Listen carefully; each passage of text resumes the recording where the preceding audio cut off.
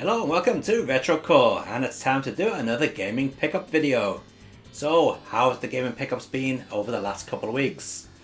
Well, surprisingly, pretty good. There's been some good stuff out there. So first up, let's go through the hardware. So the other week, this is the Retro Game handheld.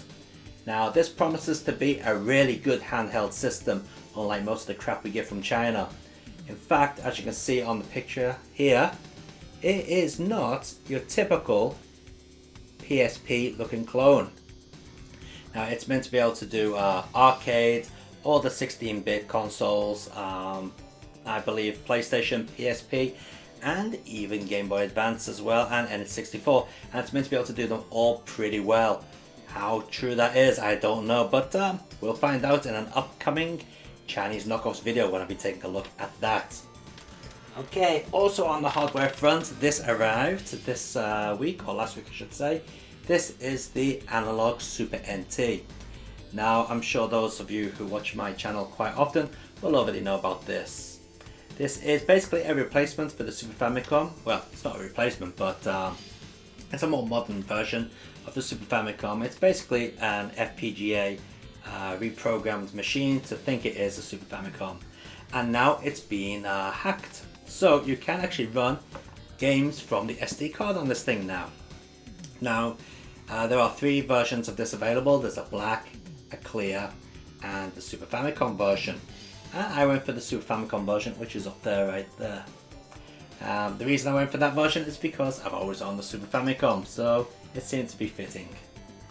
Okay, so on to the game software. So first up, we've got some Sega Dreamcast games. And the first one of those is Sega Tetris. This was also in the arcades, and as you'd expect, the Sega Dreamcast version is identical to the arcade release. Now, you know, it's basically Tetris, it's one or two players. But unlike many Tetris games, this can be hooked up to two different machines. So you can hook up two Dreamcasts and play like a LAN party style versus mode. You can also play online. Well, you could play online, but not anymore. There's also a nice little feature in here, I don't know if you can see it on the back. There's a UFO catcher section where you actually go and pick games up using the claw machine. And I've just dropped some games on the floor. You know, like you see in those arcades. The only thing is, you've got to play a lot of Tetris to get enough credits to be able to do that. Okay, also on the Dreamcast, we've got Air Force Delta. Now this is a flight combat game by Konami, and one that I was really into back in the day. It's not amazing, but it was fun, and one thing I really did like about it was the fact that you could actually fly into enemy bases and go into the actual base, fly inside the building and then come out the other side, which happened to be on the end of a mountain. Kind of James Bond-like in a way. So I'm pretty happy to find that again. I don't know what happened to my copy. I probably sold it for some weird or known reason, but I'm happy to have it back in the collection. Really good game. And on to the one that I dropped on the floor. Better pick it up. This is Undercover K, or to give it its proper name, Undercover AD 2025K, K being the main woman in the game. This is a 3D action, slight RPG-ish game. Basically, you are a detective, a female detective, who went to do this case in a high-rise tower block against terrorists, and her partner, well, I don't really want to spoil the story, but let's just say her partner's not around anymore, and you know, she goes to investigate who is behind all the terrorism. It looks fantastic. It's a really, really good looking game. The texture work in this game is really good, but unfortunately the controls are awful. It's one of the worst, and I really do mean this, one of the worst 3D third person perspective games I've ever played control wise, and it's such a shame because it looks so good. If this game controlled well, it would have been a classic, but it controls like crap. But I still bought it. Well, nostalgia, I guess. But yeah, it really does control like crap. Looks pretty good in the video up there though, doesn't it? Yeah. Okay, so moving away from Sega and onto Sony, we've got Gunner's Heaven for the PlayStation. Now, I think this was known as Rapid Reload in the West, and a lot of people just say that this is a pure rip-off of Gunstar Heroes, and in a way, it is pretty much a rip-off of Gunstar Heroes. But it is one player only, unfortunately.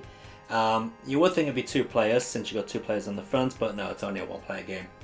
But it really is a cracking action game, and believe it or not, it was one of the early games on the PlayStation to be released. So I'm very happy to find that, in still pretty good condition these days. In fact, if you take a look inside, it's got the manual still in there and a lovely color disc. Good stuff. Okay, so staying with Sony, we've got some PlayStation 2 titles to take a look at. First up is Kunoichi. Oh no, it's not Kunoichi, is it? It's Kunoichi. And this is basically the follow-up to Shinobi on the PlayStation 2. Now, I do own Shinobi on the PlayStation 2, and I didn't really think much of it. Some people say this is better, it came a little bit later, so they've tightened up the gameplay and so on. How true that is, I do not know. But I do know I like the box. The box is pretty cool. And inside, of course, we have the disc and the manual. Lovely stuff. So I'm hoping this actually does play a lot better than Shinobi, because I kind of found Shinobi a little bit restrictive. The camera was kind of annoying at times, and there were parts of the game where you want to look around the corner and you just can't because you couldn't control the camera. So hopefully this is not that bad. Also on PlayStation 2, we've got Guilty Gear Isuka. Now, I've never played Guilty Gear Isuka, and I don't really know whereabouts in the Guilty Gear line of games this comes. Is it the 3rd game? Is it the 4th game? I really don't know, but I have played it, and I can tell you I do like it. It's typical Guilty Gear. Fantastic action, great animation, and all round a great one-on-one beat 'em up. Definitely worth checking out if you've got a PlayStation 2. And finally, a game that I didn't expect to pick up, but it was just there, and I'm sure I had the wrong price tag on it because it was listed at 50 yen. Definitely had the wrong price tag on it, but that's what I got it for, 50 yen. This is Metal Slug 5. Played it, finished it on my first playthrough. Yeah. To be honest, I didn't really think much of it. I preferred the earlier Metal Slug games compared to this one. So I probably will sell this on and maybe pick up Metal Slug 4. I seem to prefer that one to this. But yeah, it's Metal Slug. It's what you'd expect it to be. Good action game, but a little bit easy and a little bit boring, to be honest, I found. I think the disc is actually still in the machine. Yes, it is. Still in the machine. Okay, so there are the gaming pickups I have picked up over the last couple of weeks while out and about in the shops and shopping online. But what about you guys? Well, let's take a look at your gaming pickups.